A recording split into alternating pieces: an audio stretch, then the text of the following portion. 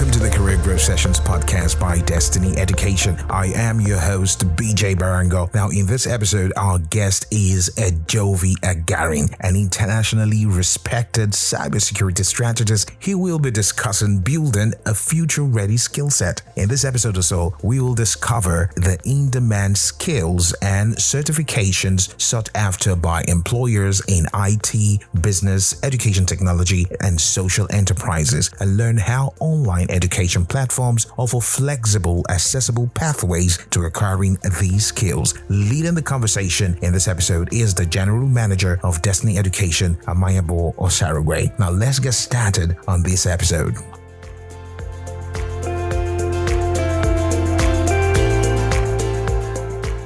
Thank you so much for choosing to do this with us. We're going to be taking like a deep dive into your own session, and your session is basically going to teach us more or just equip us more with more information or insight as regards, building future skill sets that are future ready to be future ready, and also harnessing like the power of remote work.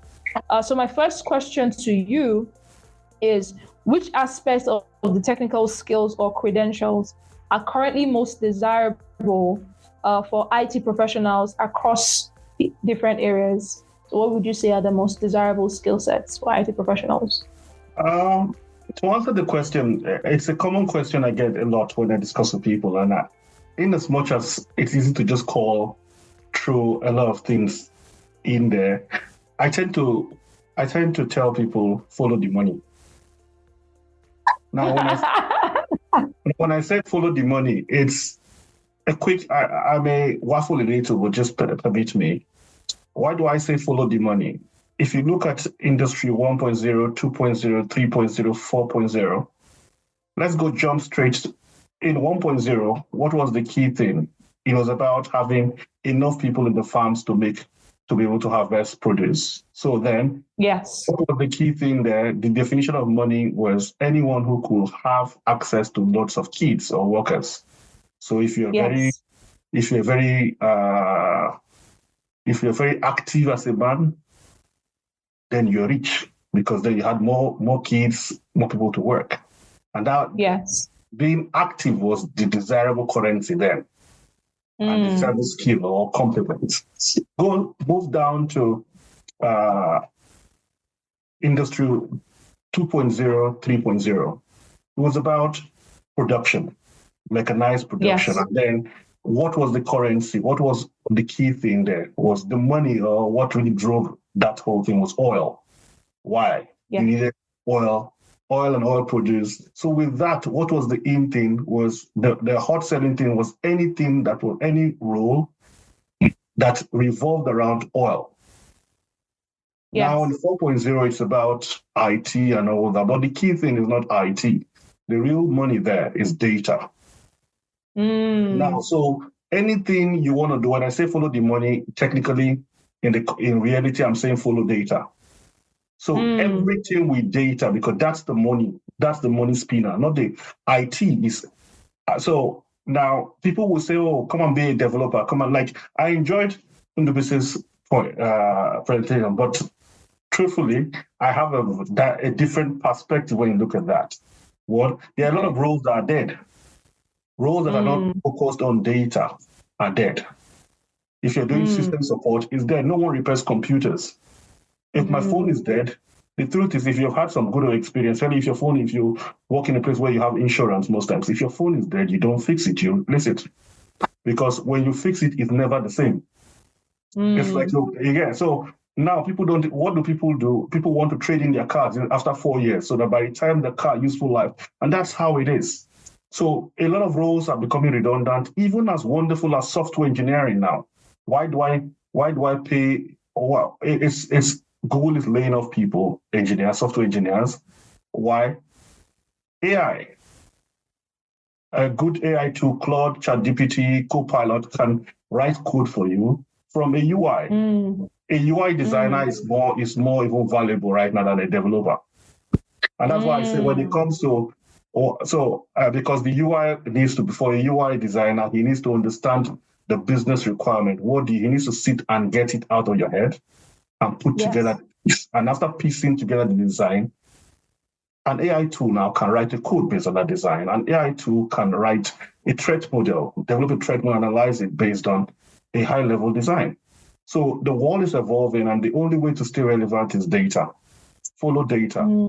Even security. Before security used to be network security, was all hot. Now it's follow data, anything, security data across all platforms, whether it's network, whether it's in a trusted or untrusted network, whether it's in a file server, it's a database, just protect the data.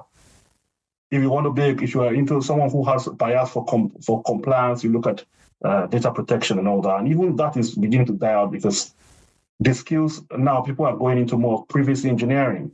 It's hot. Why? People want to be able to design secure tools that they want to be able to embed privacy constructs or principles within tools so that the tools, while helping you to achieve work and deliver value, they are also helping you comply with regulations. So when someone says desirable skills, I'll say things around data science. The more complex and abstract it is, with a higher bar of entry, the more desirable it is. So as against data analytics that anyone just understands about creating dashboards, data science is hot because they are creating data models. And those data models are what the ChatGPTs and all that are about. Those models drive automatic prescription. I have an issue. It should be able to, based on some data points, it should be able to prescribe what is wrong with me. So you have a watch now. It sees you. Yesterday, I was playing football yesterday. I fell. The next thing my watch prompted me was SOS. That you noticed I've fallen and I should, when playing football. Then I was like, okay, no. It said I should confirm whether did I actually fall or not, because with that it calibrates its data, its model once more, improves its model. So I said, yes, I fell. And I clicked ignore for the SOS. But it has taken that to it identified that it was correct with his data analytics in that point. So that's what security, even security. I'm a cybersecurity architect. I don't call myself, what I tend to describe myself basically is I provide value to businesses. Why? I see myself as that brake. What I do to the business is what the brake is to the car. It doesn't stop the car from driving or going fast. It enables the car to drive fast because whoever is in the car understands that if I need to brake, if I need to apply a stop, I get there quickly. So typically, the stronger the brake, the faster the car, the stronger the brakes. Yes. That's why the Corolla brakes can never compare to the brakes in the jet engine for the jets or Ferraris. So that's what I say. So I help businesses achieve value by securely adopting technologies. So what is desirable? I will say, if I have to go straight to the point, I'll say data science, things around machine learning, AI, big data, things around data. I would say DevOps. And why is DevOps hot? DevOps basically now, because people want developers or engineers that can deploy both they can build and run systems. No longer I'm an infrastructure person. I just build an infrastructure and someone builds the application. Then someone has to run it and support it. Now we don't want an application support person, different from a database, different from an application developer. We want one person that can do all of that. Why? Because abstraction is taking place. The last time I've worked in organizations where you don't, for example, have a database engineer. Why? Because you don't have to deploy. When NWC talked about database administrator, Oracle 9 and 8, in my mind, I was just smiling. It brought back good memories for me because those are real products. Oracle database products that we had used in the past, and it was good. But today, most people don't even know about those things. Why? You simply go. It's a service. You just connect to the service. All the other things are done for you. The schema partitioning, all those things are beginning. You don't have to go worry yourself about that. The world is evolving and such. So what things like DevOps is key. Security is key. But even within the security space, you need to be able to move away from the conventional security. Within the security space, a key thing is average security engineer needs to understand, or security professional needs to understand application security. They need to understand data security. Those two are beginning to. Then, while you say IT, why we talk about desirable skills, one desirable skill that people hardly talk about is business. Because at the end of the day, whatever we're doing, we are here for the business. It's about the naira or the pounds and p's or dollars and cents. No one cares. At the end of the day, no one cares whether you are using technology or I'm doing this. And how do they translate to money?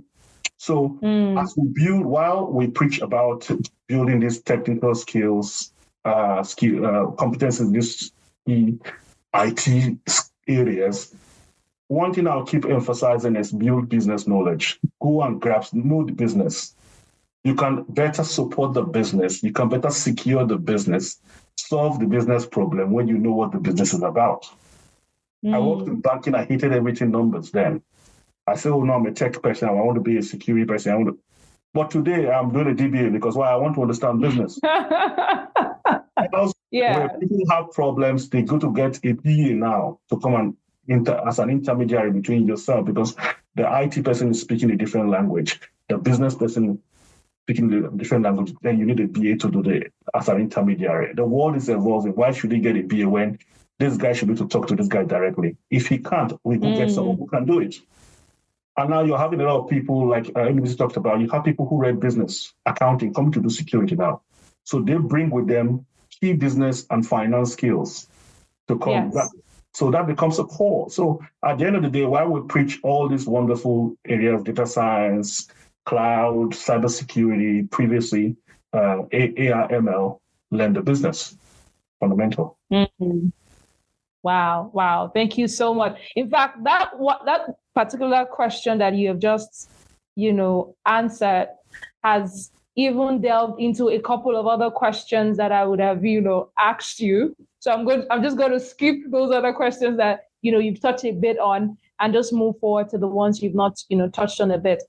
So, okay. So how do online learning platform, contribute to, being future ready as regards the IT space? What would you say learning through the online platform, how does it help you stay future ready?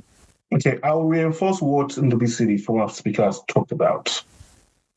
You need to be beyond even IT, anywhere, any space you are, lifelong, continuous learning is key.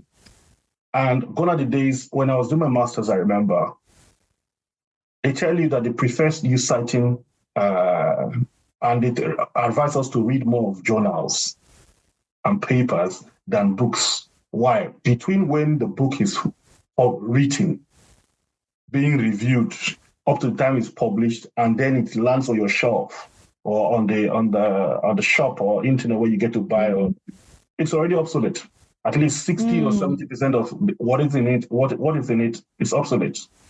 Even as stationary as accounting practices and medicine that we used to always say, these guys don't do anything, it's just mechanic, same old, same. It's changing. As an accountant now, there are a lot of new tax rules. You were a good accountant and overnight IFRS came in. Almost what you thought about how to present statements becomes old school. You need to go learn about it. So now the work model today is like individual said, which I absolutely agree, is fast paced. Things are moving. So you don't also have, just as they're moving so fast, they say as the hunter learns to shoot without missing, the bird needs to learn to fly without perching. And what does that mean? You need to continuously you cannot outpace the technology, but you can try to be you can grow in tandem with it, in alignment with it. Yeah. That's key. Yeah. That means, and the only way you can do that, gone are the days where before you go to a class, book for a class meeting, then they look for accommodation space, they try to bundle people all together, like we did in university, and it's all, and I get tempted sometimes to use some swear words, but the truth is this, most of those things were a waste of time. Why? Before you finish, you see teachers teaching. The world has evolved from that. Now you want to be able to learn at pace with the maximum degree of flexibility. So, for example, this session would have required us going to meet in one hall. sit down together, think of flight ticket and logistics. But what is this? This is an online learning session, as it were. Yes. So I'm able to learn. I finish work for the day, yet I can spend another 1 hour, 30 minutes, 1 hour to get a new skill. People learn even from Instagram. It's about what do you want to learn. Now, with what the opportunity online learning does, is it gives you flexibility to learn at your pace, learn from anywhere. At the same time, choose and pick what suits your goals. So I want to learn about finance, I can pick it. If I want to learn about technology, I can pick it. Also, things like remote learning now, things like the adoption of cloud technologies and what you call about the consumerization of tech products. So you now have everything before that was in a laptop is now in a mobile phone. People now, they bring concepts like BYOD. All that means you're able to run a lot of simulations and tests. Before, if I was learning networking, I need to go and look for at least one old router to put in my house. Now, from my phone, I can do simulations on my phone. Now, that benefit of ubiquity is only available, or it's now available through online learning at key one affordable price point. Because one, you can repeat, a person delivering this content can record just one content, have people play it over and over, and resell it. So instead of selling for 15 people at 12 grand, or let's say 10 grand per person, I can afford to sell to everybody at 10 naira, but I sell to 2 million people. I make more money. And then these people can also now go even down to certificates are becoming a thing of the past. People are now looking at digital badges. So you learn, you have something to demonstrate it. It's the whole evolution, and that's the benefit of the flexibility, the agility, the ability to, the ubiquitous nature that you can work from any platform, study from any platform, anywhere, anytime, at your pace. And it's now becoming with that, you can make it affordable. That's why some online education is really cheaper than in person. All these are part of things that make it very key when it comes to gaining more acceptance in terms of online learning. I hope I've answered your question. Yes, you have. Yes, you have. Can you guys hear me? Yeah. Okay, fantastic. Yes, you have. Yes, you have. Thank you so much. You see, I like how you just, take a deep dive into the questions that I asked. And so by just answering the questions, you go ahead to answer the subsequent questions, like follow-up questions I would have asked. Which is a good thing, though. So my next question to you is, beyond the academic knowledge, that you've acquired, because you are a current doctoral students at one of our partner university, which is Trident University. So beyond the academic knowledge, how has, Trident's DBA program specifically just, help you in becoming more acquainted with business with regards to your program? Okay. Interestingly, I'm a tech person, true. Even if anytime I introduce myself, I tell people I'm not technical. I tell people when I go to new companies and I work, I tell you I'm not technical, I'm just a business person. But even with that, when I speak that, in my mind, I know I don't know jack about business. It's like what they say, I'm from Urobo, I'm an Urobo boy. So there's something they say, you are born a lawyer because you're an Urobo man. So I see that same thing I say, because I'm a Naija boy, I'm born with business mind, or with a business mindset. At the end of the day, I'm in the UK not because I just like the weather or the cold. I can't stand cold normally. I'm here because of Naira, the peas and the pounds and all that. So for me, when I look at that, what then comes to mind is I want to understand the real decisions about life. And how I started this whole thing is the real decisions that shape the business are not done on the basis of technology or accounting. It's based on business value, where the goal of every business is to provide value to its stakeholders, be it shareholders, regulators,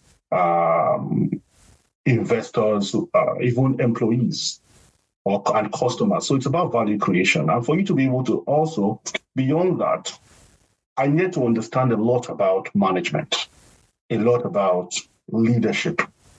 And I'll be very honest, most of the things I thought I knew in just 2 terms already, and this is my second term on the program, I've learned so much that even in the workplace, it's been evident.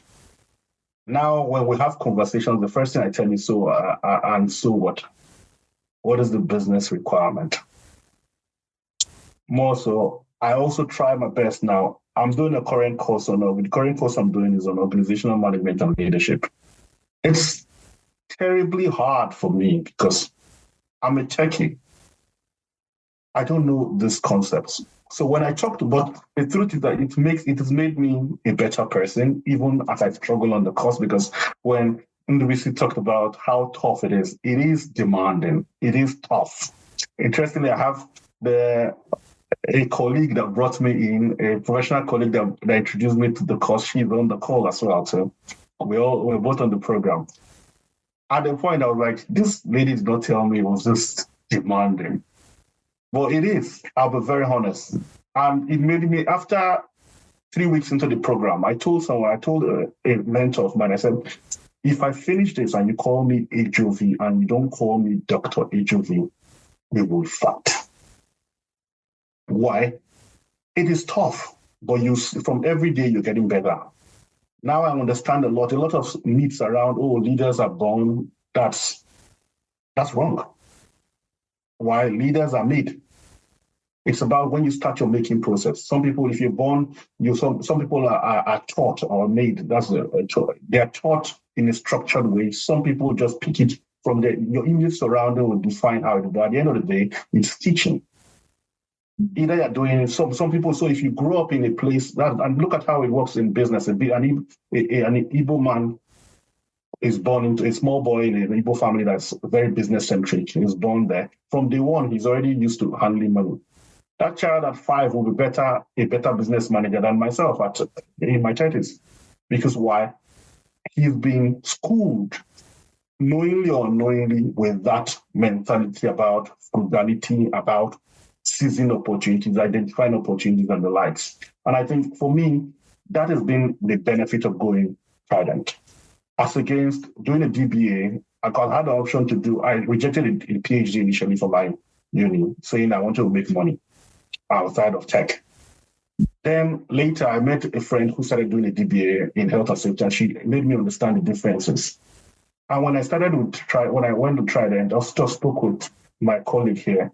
She gave me some insight that really got me worked up. Then I pumped. Then I got to hear of the discount I could get. Who doesn't like a good deal? And I jumped at it. The support has been wonderful.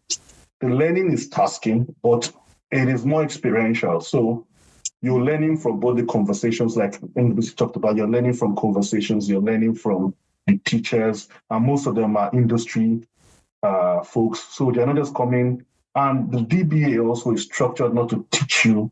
It's not an MBA where they teach you, this is how leaders should be. No. What they do basically is they give you guides to go and research on what a good leader is, then juxtapose that or synthesize that with look at your experience in the past, synthesize that to what the books have talked about, and come up with something that becomes your definition or your understanding of what a leader is, or what motivation is, what a personal profile is. And I'll be very honest, I've learned so much. It's improved what I do in the office, my thinking, even as a person. I pretend to try to be an active listener, which is a tough call because my head paces. I can't say one thing 2 times because by the time I'm saying the second time, I'm thinking I may say the different in a better way. I'm always thinking of improving. My head is always pacing. So coming to learn this, it's been awesome. And their teaching style, I think, it is tough on the students, in a way, but you see results on the fly. So 1 week in, 2 weeks in, you're crying, oh, this assignment, this deadline, I'm behind. But you're seeing the value. People around you are also experiencing the value from your home, from your workplace. And I think that experiential learning is one thing that distinguishes Trident from, because I did a course in Harvard before, a short course in Harvard. It was two different things. The Harvard course was basically, I just come. It was tough too, but the learning approach was different. So I'll be very honest. It's tough. I welcome everyone to come and try it. It's really a good experience. But it enriches you from day one.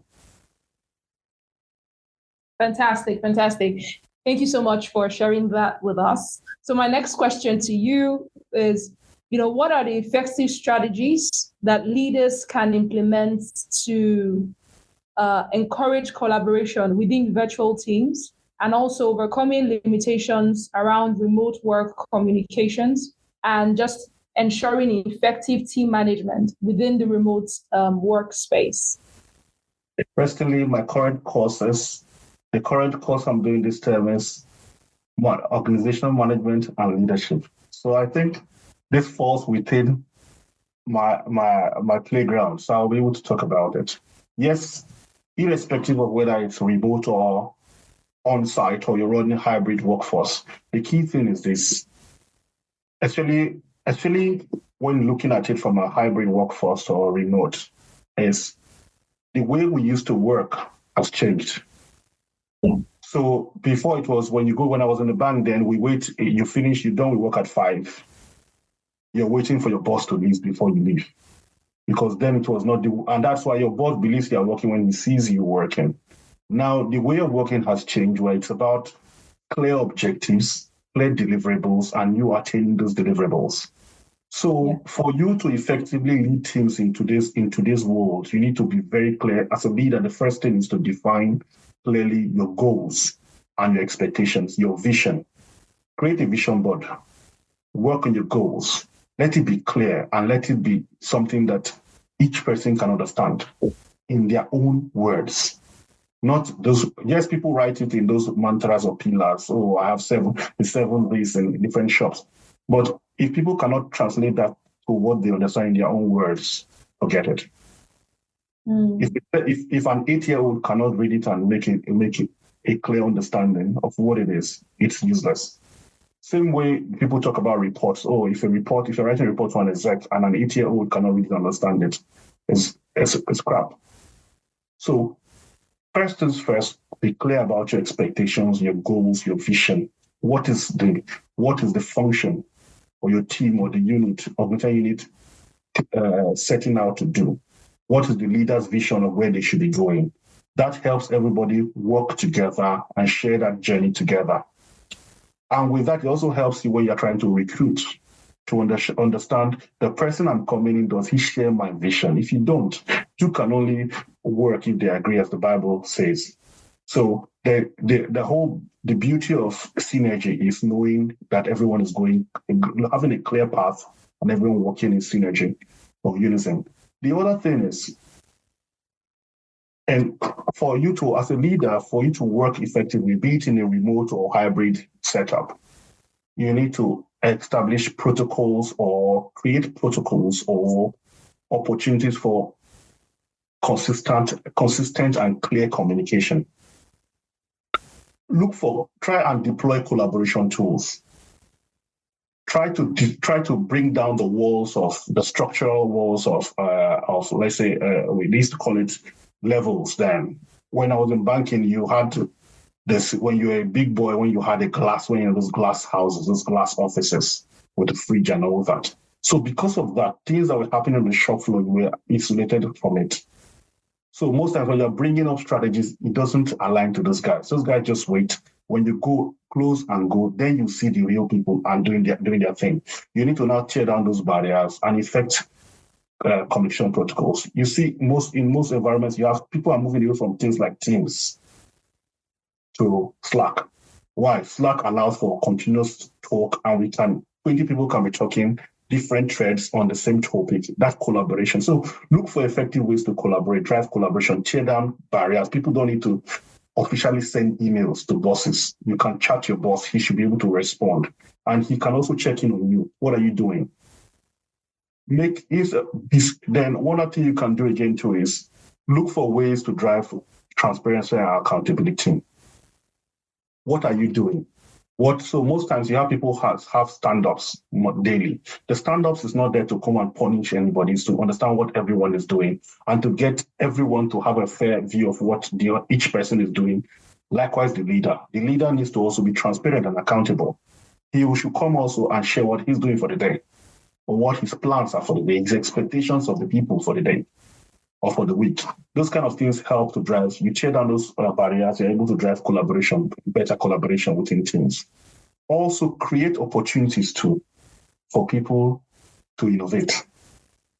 Let people understand, be able to delegate functions, let them trust, let people have the assurance that they can make mistakes. So far, these mistakes are made with your best of intentions and following established protocols. You don't have to that. They will be supported and not just admonished. It's one of the concepts that the fintech world has used, as the fintech unicorns have based in the ethos which have driven that their unicorn status you hear today. And now conventional businesses and other areas are beginning to take that idea of let's collaborate, let's allow people to innovate. Someone said Google is one of the most entrepreneurial organizations. That's why you have ex-Googlers are all over having big companies. Why? You are continuously encouraged to think as an entrepreneur within the business. Come up with a product that we think the customers will sell. Provide support. And it also gives people opportunity to hone their skills and see a path towards growth. So, of all, I would say lead by example as a leader. Look at the business like a family with young kids under the age of 5. No matter what you tell a kid under the age of 5, you're wasting your time. They don't grow by what you say. Even if you are a prophetic person that likes declaring a word and speaking fire and tongues or whatever it is, they don't grow by that. They grow by watching you and imitating you. So you see a child, a parent that loves dancing, twerk, twerk, twerk, the child will start twerking before he's 5. A parent that likes praying and singing praises, the child will just start carrying mic and start performing those things. Not because you have told the child to do it, they copy you. So as a leader, too, if you understand that, it means you need to be able to understand that people are watching you. Even before you make policies, your way of life, the way you lead, will encourage people to follow, to adopt those things before even they are reaching down. And when they are reaching down, they know how serious it is. If you're a boss who comes late to the office, and then you expect people to come early, you're wasting time. They will come early within the bounds of when they can be caught. So imagine those same people working remotely. They know that Oga will not come till 12. Let me just sleep. I will put right now. There are even apps you put on you can deploy on your app, on your laptop, that your mouse the mouse cursor will keep shaking without you doing anything. So your Outlook will be green, or your Teams will be green, like you are on there. So all these are part of things but instead of you do, a good leader will lead by example, will drive collaboration, drive effective communication, try to tear down structures, then break jobs, tasks into deliverables, not just how long you've been working. Oh, have you delivered for the day? If yes, go do your thing. Lastly, look for ways to drive team building. Get people, even if you are not a wonderful person at organizing team bonding activities, look for people within the team or look for experts externally. I have companies that, as part of team bonding, they want to organize a team bonding activity. Oh, it's a drinks. Before, they used to bring everybody drinks. So what they do now, they ship drinks to your house. And while we're all having Zoom, everyone is drinking and cracking jokes, you play games over the internet, Kahoot and the others. Look for that. Also, once in a while, even when you are encourage I try to tell people that even if, for example, I work remotely since 2019 or 2018, I've been working remotely. But I try to go to the office once a month or once or twice a month, not because I'm mandated to. Interestingly, if I get a job that mandates me to be in the office even once a month, I won't take the job. I like going to the office when I feel like going. Or if I have something important. Sometimes there are some conversations you want to have. It's best in person. You want to be able to read body cues. You want to be able to see. So all those are the things I tell people. Try and drive team building activities. Organize drinks. Let people come in person and in their houses. And if you do all of that, I think, irrespective of whether people are working a million miles apart or 1,000 miles apart or in the same space, hybrid, remote, in person or on premise, you'll be leading a motivated, a highly motivated, and a highly committed team that will be innovative and will support delivering great outcomes. All right. Thank you so much, Mr. Ejakpovi. Your session has been quite insightful and power-packed. And that will be the end for your session. Although we have a couple of questions, but we just want to take all the questions when we're done with all the sessions.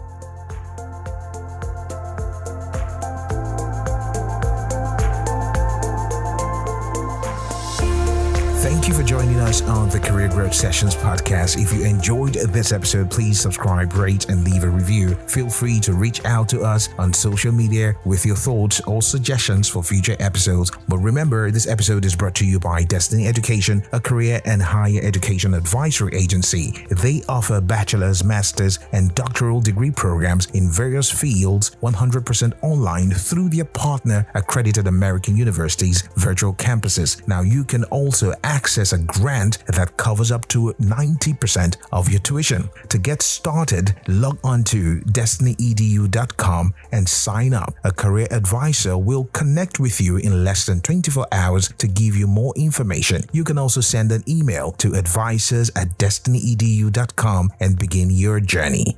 Until next time, keep learning and growing.